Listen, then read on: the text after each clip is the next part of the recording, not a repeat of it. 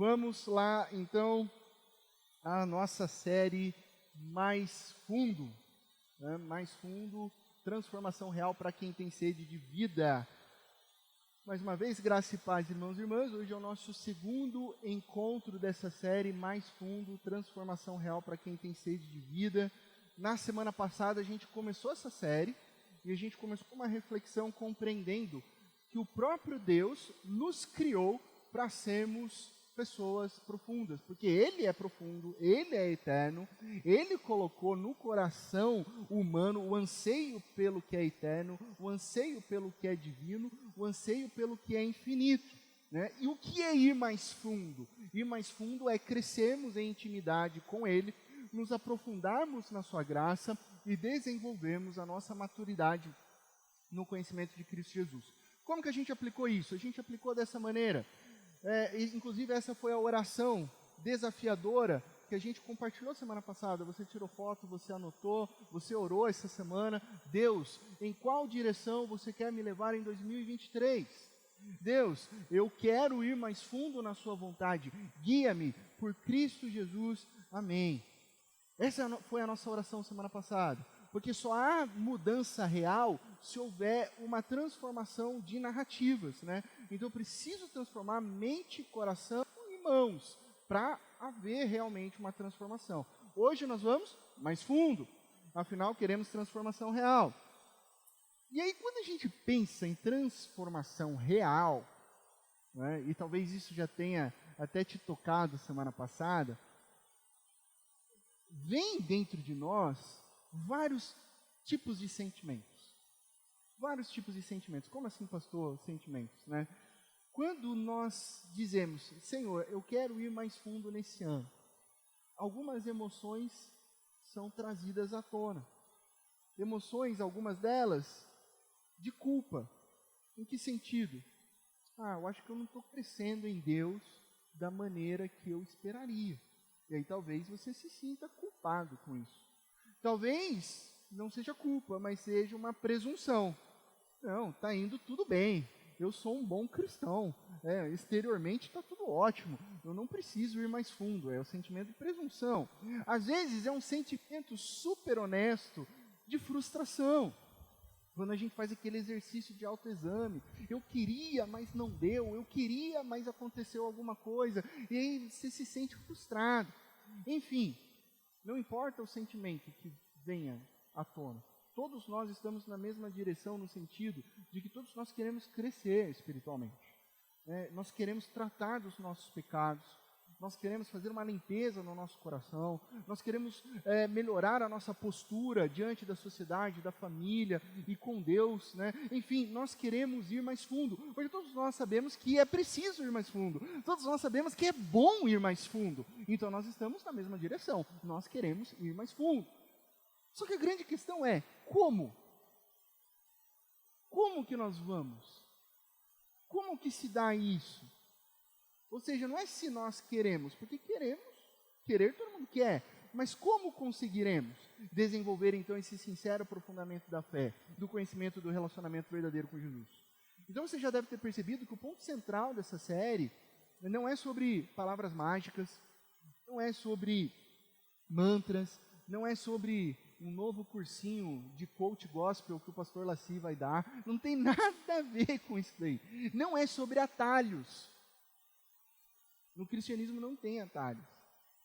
No cristianismo tem a cruz de Cristo, né? Então, é sobre ir mais fundo. E aí eu vou emprestar as palavras do pastor escocês Henry Scougal. Ficou claro aqui, né, por causa da iluminação natural. No seu livro A Vida de Deus na Alma do Homem, esse livro está em português, é um livro já antiguinho, você encontra, até ia colocar a capa do livro aqui para você, mas eu achei que os cabelos do pastor Henry Scougal estão tão bem escovados que eu optei por colocar a foto dele, né, do século 17, um pastor escocês que o escrito dele movimentou, sacudiu a fé do pastor George Whitefield, e nesse livro, em português, ele diz o seguinte, que a verdadeira mudança ocorre numa união da alma com Deus, uma real participação da natureza divina, a própria imagem de Deus gravada na alma, ou, na frase do apóstolo, é Cristo formado em nós. A verdadeira mudança ocorre na união da alma com Deus, essa participação do Deus Todo-Poderoso na vida do homem. Olha só a profundidade disso. Um jovem pastor faleceu com 28 anos de tuberculose e escreveu esse importante livro. Ou seja, pensar em transformação real vai muito além de uma alteração superficial de comportamento, né? Mas sim trata-se da imagem do Deus Todo-Poderoso habitando na minha vida, na sua vida, na alma do homem.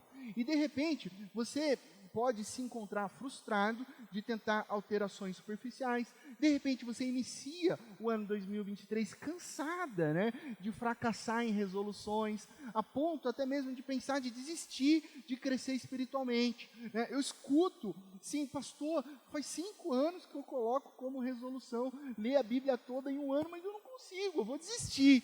Talvez seja esse sentimento de desistir por causa da frustração.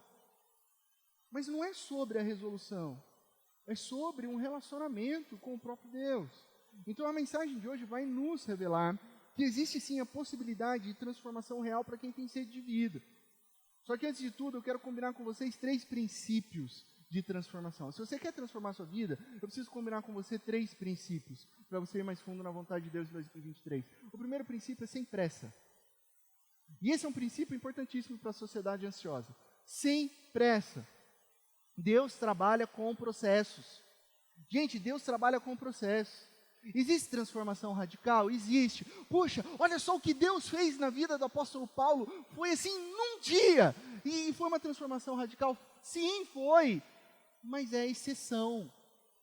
Na vida dos discípulos, Jesus trabalhou 3 anos. Processos. Processos. O Senhor não demora em cumprir a sua vontade. Às vezes a gente fica, né, numa tentativa de acelerar Deus. Aí o apóstolo Pedro diz lá na sua segunda carta, no capítulo 3, que Deus não demora em cumprir a sua promessa. E ele explica, ao contrário, por que Deus não demora? É porque Deus ele é paciente. Deus é paciente. Ele não quer que ninguém pereça, mas ele quer que todos cheguem ao arrependimento. Então, sentimento de urgência, sim, tem que ter o sentimento de urgência, né? Não dá para ficar esperando transformação real deitado no sofá. Então tem que ter sentimento de urgência? Tem. Tem que ter pressa? Não. Não. A pressa muitas vezes é inimiga. O segundo princípio é abra o seu coração para a possibilidade de transformação real. Mas abra mesmo. Não importa quantas vezes você se frustrou, não importa quantas vezes não deu certo, abra a possibilidade de transformação real. Porque quem faz a transformação é o próprio Deus. E para Deus não tem impossíveis. A maior ferramenta do diabo nas nossas vidas é tentar colocar na nossa mente e nosso coração que não vai dar, que não haverá transformação. Essa é a estratégia dele. Então abra o seu coração para a possibilidade de transformação e não caia nessa grande mentira do diabo, dizendo que você nunca vai conseguir, tá? Marine a sua vida. Como assim marine sua vida, pastor? O que o senhor está querendo dizer com marine sua vida, né? Pessoal que cozinha, que tem aquela mão maravilhosa, né? O melhor frango com casquinha do mundo é feito pela digníssima, maravilhosa minha sogra, Sônia Penteado, que está presente aqui. Ela é o melhor frango com casquinha, assim, ganhei ponto com a sogra aqui agora, né, sogra? Você que cozinha, é isso que você está pensando mesmo, marinar. O que é marinar? Né? Quem sabe o que é marinar? Marinar é deixar a carne de molho no tempero. E por que é necessário isso? Para que esse tempero, para que esse sabor seja absorvido, né? Ou seja, o que eu estou querendo dizer com isso é, marine a sua vida com verdades bíblicas. Precisa ser marinado. Puxa, que versículo bíblico legal, que verdade bíblica importante. Eu li, ok, leia de novo. Ok, coloque isso na geladeira.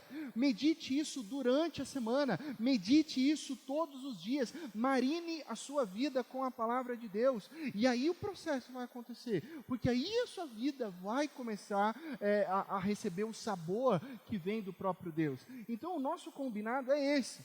Inclusive esse é o combinado para tudo na sua vida, nesse ano de 2023. Sem pressa, abra o seu coração para a transformação e marine sua vida com as verdades bíblicas, né?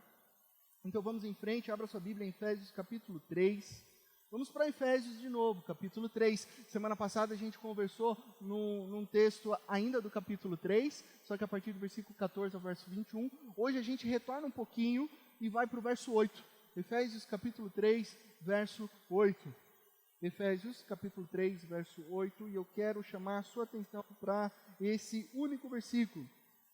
Embora eu seja o menor dos menores de todos os santos, foi-me concedida esta graça de anunciar aos gentios as insondáveis riquezas de Cristo. Um único versículo. Acho que nós podemos dizer todos juntos, vamos lá? Embora eu seja o menor dos menores de todos os santos, foi-me concedida esta graça de anunciar aos gentios as insondáveis riquezas de Cristo. Feche seus olhos. Deus, Pai de amor, estamos diante da Tua palavra, que aponta para as insondáveis riquezas de Cristo Jesus, nosso Senhor e Salvador. Santo Espírito de Deus, vem falar aos nossos corações, para a honra e glória do Teu nome. Amém e amém. Insondáveis riquezas de Cristo, esse é o tema de hoje, dessa mensagem, as insondáveis riquezas de Cristo. Mas antes de tudo, o que será que Paulo está querendo dizer com insondáveis? Que palavra é essa? Anexikiniastos é a palavra grega que aparece nesse verso e que vai aparecer apenas em outro lugar na Bíblia, que é Romanos capítulo 11, verso 33, o texto que nós lemos semana passada, das insondáveis, inescrutável conhecimento do nosso Senhor. Então, o que significa essa palavrinha anexikiniastos? Significa que é algo inescrutável, algo insondável, algo incompreensível, algo que é impossível de se entender por si só. É como se você tentasse explicar uma teoria científica com conceitos totalmente abstratos, com conceitos totalmente hipotéticos para uma criança de 5 anos. Tenta apresentar para uma criança de 5 anos conceitos abstratos e hipotéticos. Ela vai entender? Não, ela não vai entender. É impossível dela entender, até por conta que ela está numa fase da vida chamada de fase cognitiva do pré-operatório, né? Segundo a teoria do desenvolvimento do Jean Piaget, ela consegue apenas pensar em termos concretos. Ela não consegue se abstratar, ela não consegue fazer situações hipotéticas. Agora, quando Paulo diz que as riquezas de Cristo são insondáveis, ou que o conhecimento de Cristo Jesus é inescrutável, significa também que nós nunca teremos acesso a isso? Não. Assim como a criança se desenvolve, a nossa vida espiritual também se desenvolve. Mas significa, portanto, que Paulo está mostrando a direção. Olha, a chave para você conhecer o que ele chama de mistério, a palavra mistério, depois você confere na sua Bíblia, em Efésios capítulo 3, vai aparecer 4 vezes nesse texto. A palavra mistério, mistério de Deus, é possível de ser compreendida mediante Cristo Jesus. Jesus é a chave para que possamos compreender as riquezas.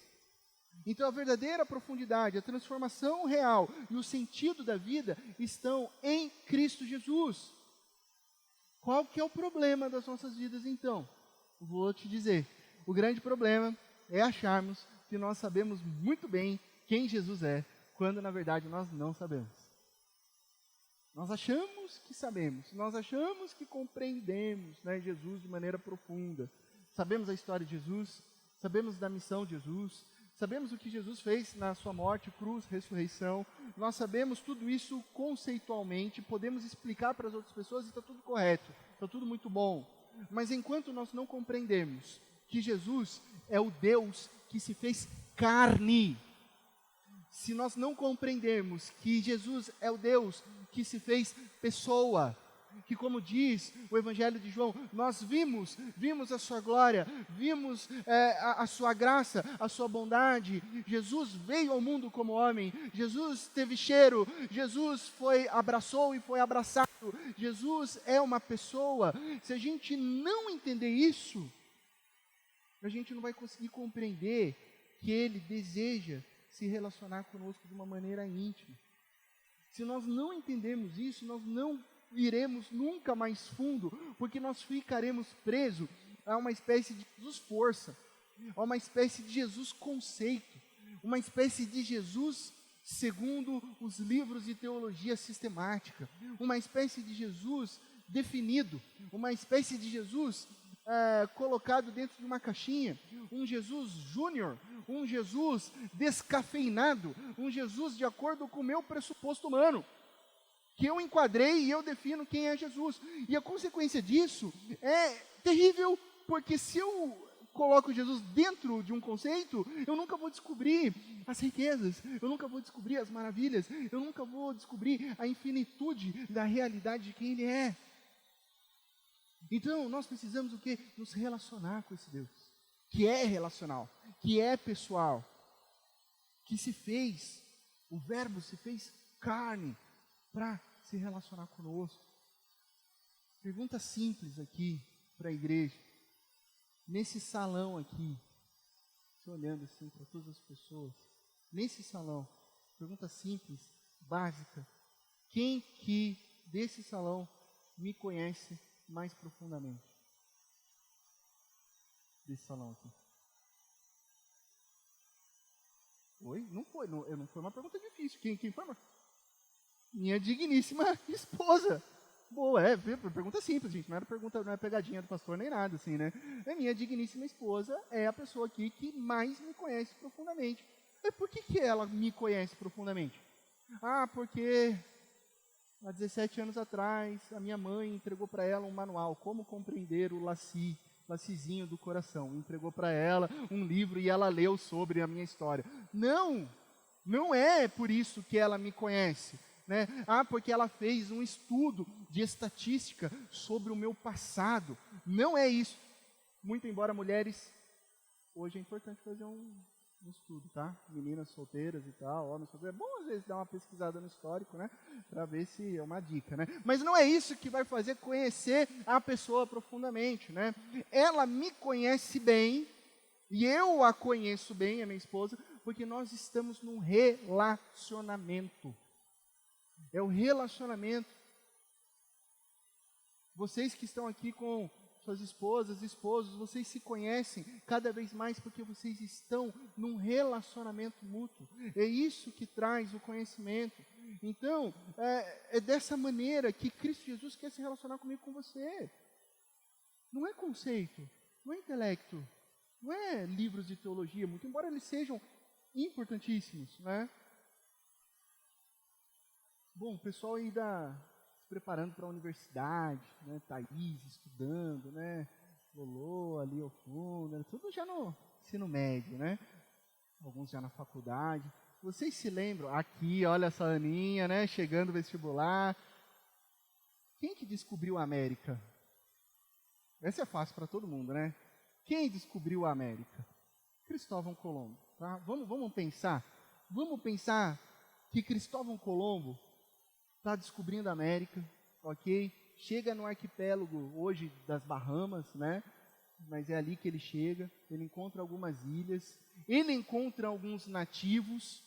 E vocês se lembram do que ele chama aqueles nativos? Quem aqui lembra? Ele olha para aqueles nativos e ele fala que aqueles nativos são Andréia, perfeito, são índios. E por que ele fala que são índios? Porque Cristóvão Colombo estava procurando o caminho para as Índias, né? A expressão Índias no mundo europeu antigo incluía toda a Ásia ali e até mesmo o Japão. Então ele chama de índios porque ele acreditou que ele chegou na Ásia. E por que ele acreditou que ele chegou na Ásia? Porque ele tinha um conceito de mundo menor do que realmente era. Fato curioso, Cristóvão Colombo morre achando que ele tinha chegado às Índias. Décadas depois, que descobrem realmente que se tratava de um outro lugar, que o mundo era maior e que era a América. Mas ele morreu achando que ele tinha achado um caminho, um percurso para as Índias, né? Por que eu estou trazendo essa ilustração? Será que não é isso que a gente faz com Jesus? A gente acha que conhece, a gente diminui a expansão de Jesus, já chegamos lá, é isso, temos tanta certeza sobre quem Ele é, mas será que a gente não está perdendo a vasta extensão de quem Ele é e de quem Ele se faz revelar nas Escrituras? Será que os nossos conceitos sobre Jesus não são rasos? Sabe, enquanto a gente está achando que estamos mergulhando no Oceano Pacífico, às vezes a gente está até assim achando que está nadando sobre o conceito de Jesus. E na verdade a gente está naquela piscininha inflável de bebê, sabe? Totalmente raso. Ah, Jesus é isso, Jesus é aquilo, e você não sabe, você está preso naquela piscininha, né? Então, olha só que interessante, as insondáveis riquezas de Cristo, pode passar mais um, por favor, elas só podem ser acessadas por meio de um relacionamento íntimo e crescente com Jesus. Só podem ser acessadas por meio de relação. Não há como conhecer Cristo Jesus, não há como conhecer a plenitude da sua sabedoria, a extensão da sua justiça, o poder da sua redenção, se você não estiver conversando com Ele, se você não tiver uma vida devocional, se você não estiver buscando na palavra, se você não estiver buscando em oração, sem estarmos nele. Do contrário, como é que você define Jesus? Se você não está em relacionamento? Essa é uma pergunta simples, mas é uma boa pergunta. De repente alguém que é seu amigo, não é cristão, e pergunta, mas quem é Jesus? E aí você fala assim, não, Jesus, aí você vai para a teologia sistemática. Você começa a responder o que Jesus fez de acordo com grandes teólogos afirmaram e que estão corretos. Mas não, a grande pergunta é, como que a gente define Jesus a partir do nosso relacionamento? Puxa, Jesus transformou minha história. Jesus morreu numa cruz por mim. Eu era um e hoje eu sou outro por causa do relacionamento que eu tenho com Jesus. Algumas décadas atrás, muitos aqui vão se lembrar daquele programa famosíssimo De Frente com o Gabi, né? Foi considerada na época a maior jornalista da história da televisão brasileira, Marília Gabriela, né? E ela fazia aquelas entrevistas com pessoas famosas, e aí tinha uma parte do programa que era bate-bola, jogo rápido, lembra?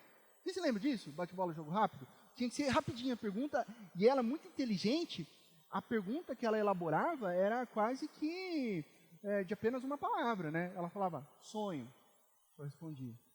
Vida, a pessoa respondia. Família, a pessoa respondia. Aí você está lá de frente com Gabi. Ela vira para você e fala, Jesus. Você responde o quê? Já parou para pensar? Como é que se define Jesus? E ela ficou olhando para você assim. Ela tirou o óculos, né? Ela ficou famosa porque ela ia, cada programa ela ia com óculos, né? Fantástico, inteligentíssimo, né?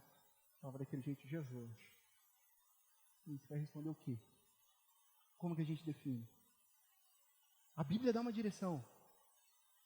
Na verdade, o próprio Jesus nos dá uma direção. E é isso que eu quero explorar com você hoje. Um único ponto, uma única certeza. Acompanhe comigo o texto de Mateus 11, verso 29, que são as palavras do próprio Jesus. Como que ele diz, o que ele diz a respeito de si mesmo. Eu prometo que semana passada eu vou colocar a letra branca, porque a amarela aqui está sumindo, né? Mas em Mateus 11, versículo 29, ele diz, eu sou manso e humilde de coração. Então o próprio Jesus está definindo quem ele é. Então aqui nós estamos completamente seguros nas palavras, porque é o próprio Deus, o próprio Jesus falando quem ele é. Eu sou manso e humilde de coração. E aqui ele está mostrando qual que é o caminho para as insondáveis riquezas dele. Ele é manso, ele é humilde. Jesus é manso, Jesus é gentil, Jesus não é arrogante, Jesus é calmo. Como diz aquela canção, Jesus é calmo, sereno e tranquilo. E ele é tudo isso de coração. Isso é muito importante, porque é sempre bom lembrar que essa expressão bíblica, no contexto judaico, na história judaica, de coração, não se refere a sentimentos e emoções, mas sim sobre o centro governante de uma pessoa. Toda vez que você se coloca diante da palavra coração, principalmente no Antigo Testamento, você vai lembrar disso. Opa, coração não é só sentimento, coração não é só emoções. Coração, no Antigo Testamento, é o centro governante de uma pessoa. É aquilo que direciona ela em todos os movimentos, em todas as ações. Então Jesus está dizendo que em tudo que ele pensa, em tudo que ele fala, em tudo que ele age, em tudo que ele faz, está fundamentado no centro pulsante da sua vida, que é pura gentileza, é pura humildade, é pura ternura. Já parou para pensar nisso? Que de tudo que Jesus poderia falar sobre o seu coração, ele poderia falar: eu sou aquele que reina. Ele fala em outros momentos, claro que a Bíblia vai deixar claro sobre quem Jesus é, como Salvador, Rei, Senhor, sacerdote. Ele poderia falar tudo isso, mas ele escolhe aqui nesse momento falar que ele é infinitamente manso.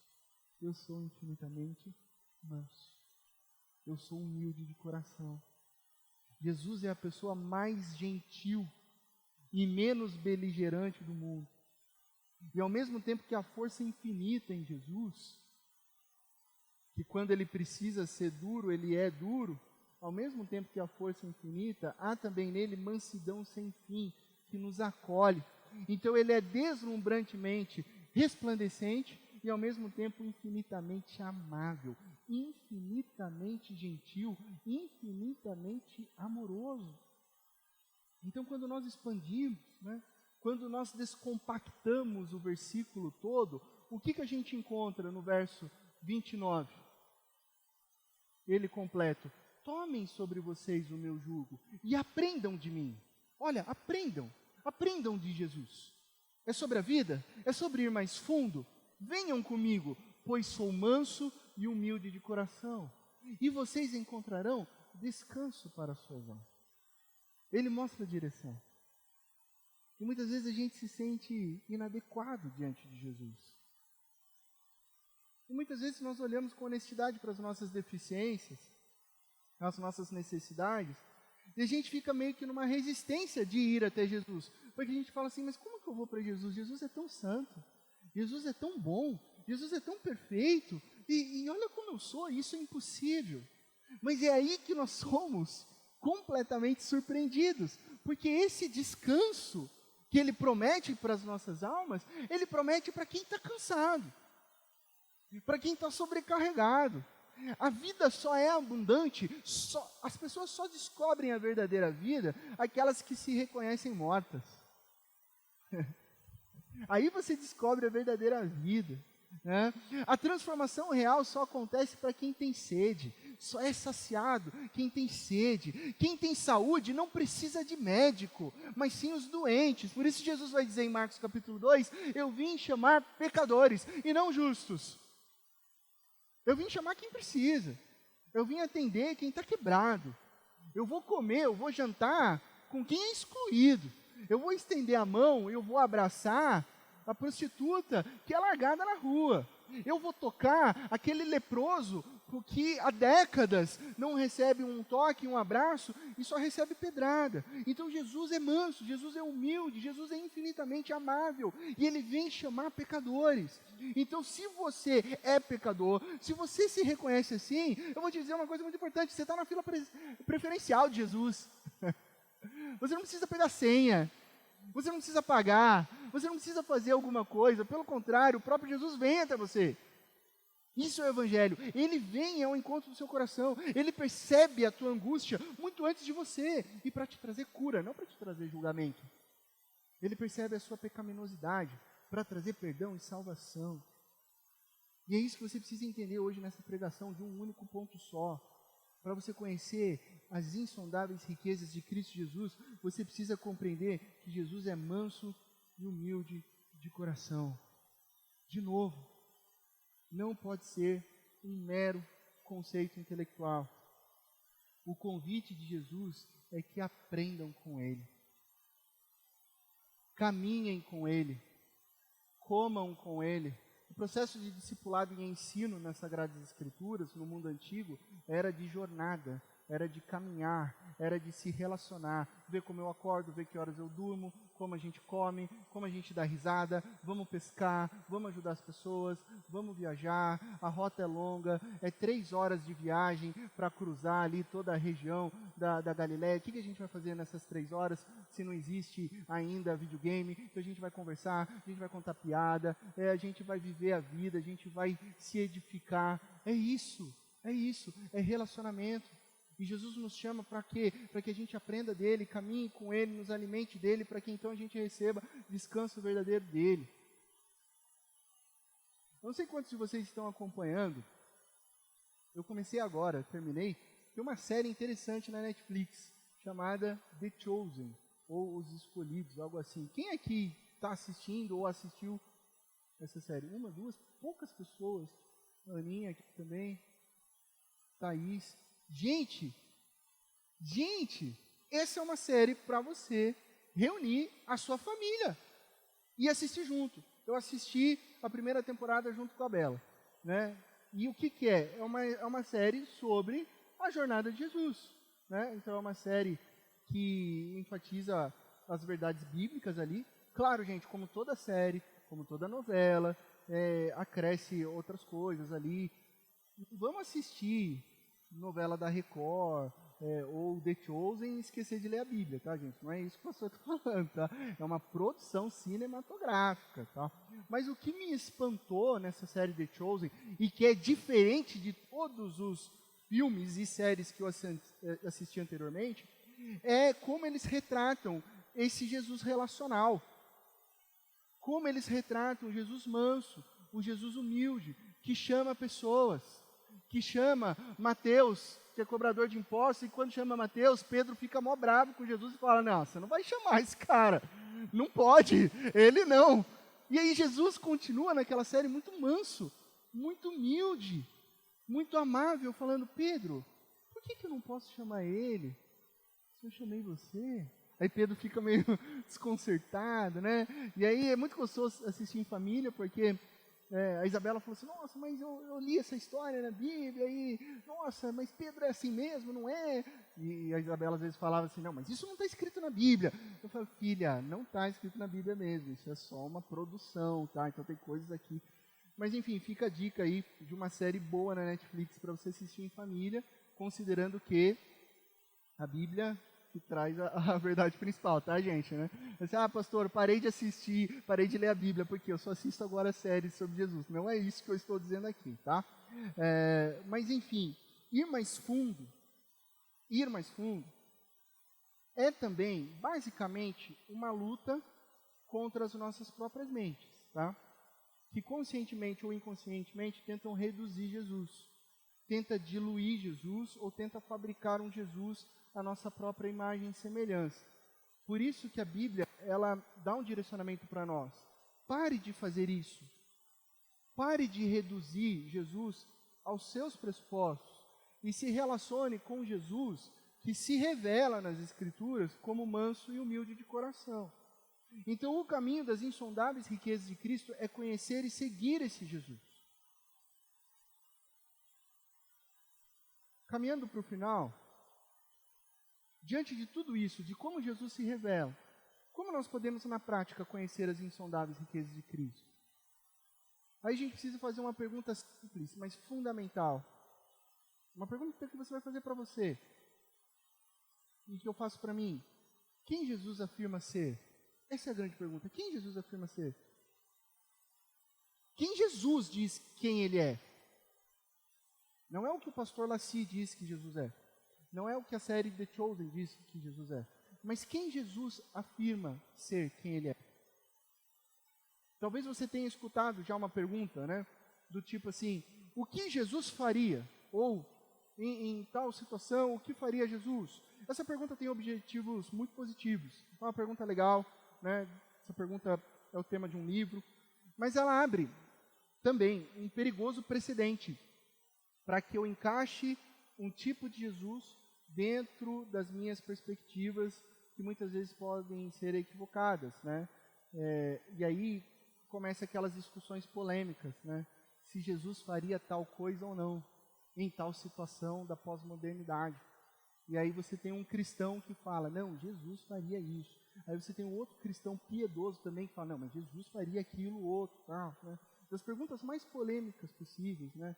Jesus compraria um carro zero? Não, Jesus compraria. Não, Jesus não compraria. Não, Jesus compraria para doar. Não, mas Jesus nunca compraria um tipo de carro desse. E por aí vai. Estou dando exemplos bem bobos, mas vocês sabem que existem outras polêmicas que as pessoas ficam perguntando se Jesus faria isso, não faria isso, se ele falaria isso, se ele posicionaria, se ele não se posicionaria, e por aí vai. E assim, esse tipo de discussão, esse tipo de pergunta, né? Jesus iria naquela situação? Jesus entraria naquele barzinho ou não? Tem um caráter positivo, mas esse tipo de discussão não gera absolutamente nenhuma transformação em nós. Não gera transformação em nós, nenhuma, porque a gente está tentando transformar o Jesus, a gente está fazendo o caminho inverso, a gente está tentando transformar Jesus de acordo com o que eu acho que Jesus deveria fazer ou não. Eu acho que Jesus não deveria entrar naquele bar. Então essa pergunta, o que Jesus faria, já era a pergunta que Jesus estava combatendo há 2000 anos atrás os fariseus, que falavam, não, Jesus não pode ir naquele bairro, não, Jesus não pode tocar um leproso, não, Jesus nunca poderia fazer isso. Então a gente vai caindo, né, em ciclos de erros.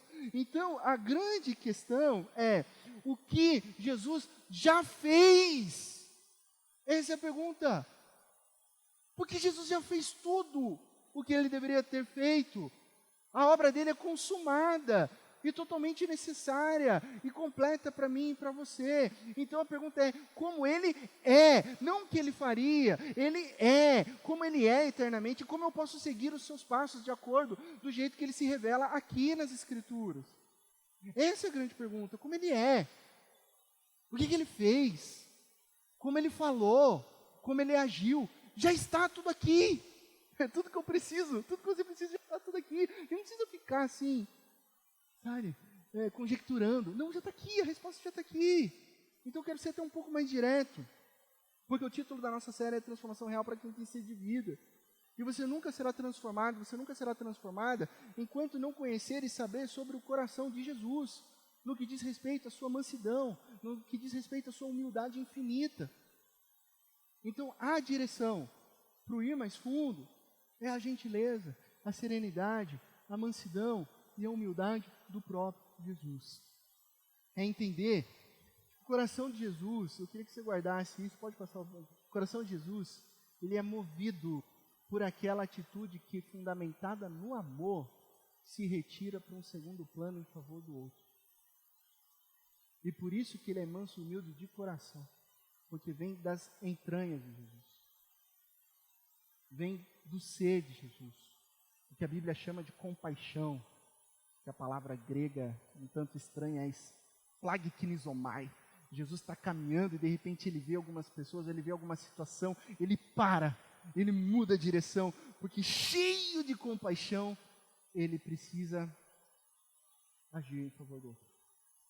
Ele muda a rota, porque ele é fundamentado no amor. Então é assim que o coração de Jesus é movido. E é assim que os nossos corações devem ser movidos, pelo coração de Cristo Jesus. Porque foi isso que ele fez por mim e por você naquela cruz. Ele se moveu em nossa direção, através do amor.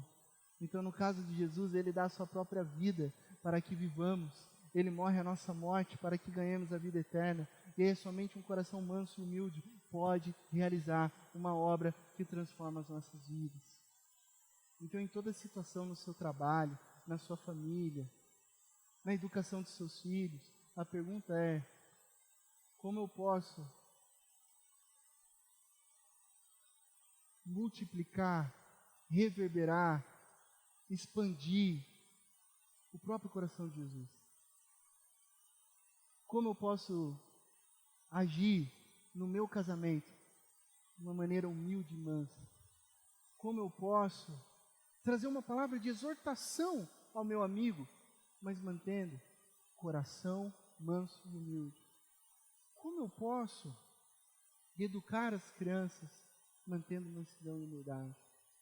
Como eu posso servir na minha empresa através do coração de Cristo Jesus.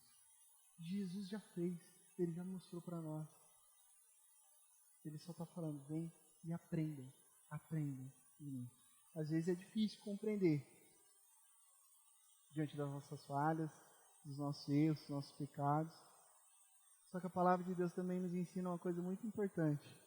O estoque de mansidão, o estoque de humildade, o estoque de ternura de Jesus, eu vou te dizer, é inesgotável.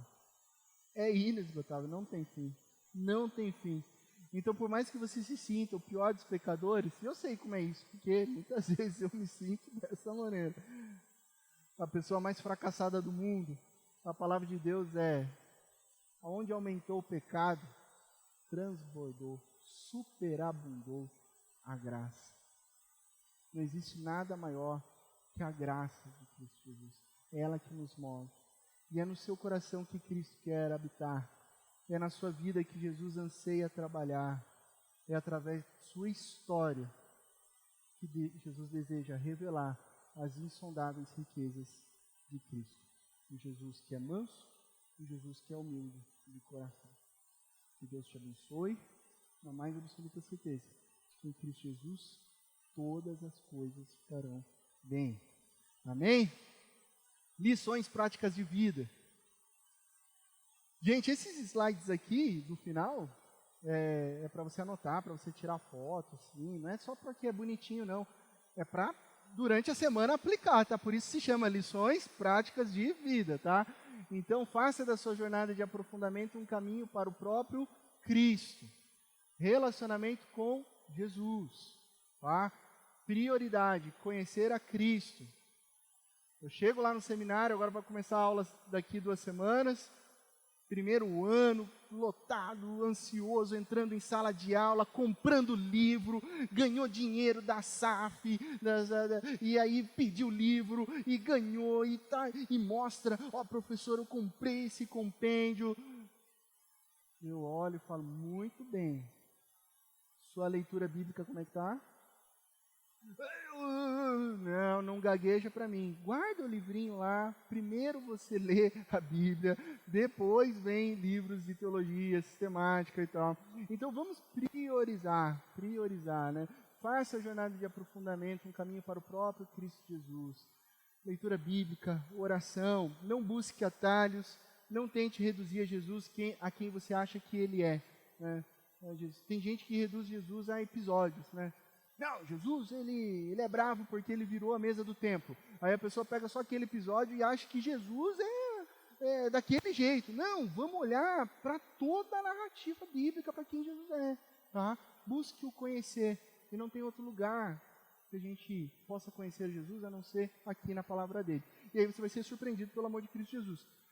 Outra lição prática de vida é você não esquecer dos princípios de transformação real. Tá? Não esqueça disso. Sem pressa, abrindo o coração e marinando a sua vida, tá? A vida é sobre processos. Tá lento? Tá devagar? Lembre-se, uma transformação lenta ainda é uma transformação real, tá? Não precisa acelerar, sabe? Uma transformação lenta ainda é uma transformação real. Abra o seu coração para transformações reais, que elas são certas em Cristo Jesus, tá? Cristo Jesus não mente, Cristo Jesus não falha, Cristo Jesus cumpre todas as suas promessas. Não deixe que o diabo fique mentindo ao seu coração, achando que você não vai conseguir, que você não vai alcançar. Cristo Jesus cumpre, Cristo Jesus não falha. E marine a sua vida, marine a sua história, marine a sua jornada com verdades bíblicas. E lembre-se, os bons cozinheiros e cozinheiras sabem, marinar envolve mergulhar toda a carne ali no tempero e ficar um bom tempo ali. Tá? Ninguém marina jogando um salzinho, tirando a carne e pondo para assar. Aí, na hora que vai cortar para o meio, vai estar sem sabor. Marinar envolve imersão e tempo, ok? E é isso, que Deus nos abençoe e que a gente possa ir mais fundo, sendo mais parecidos com Cristo Jesus.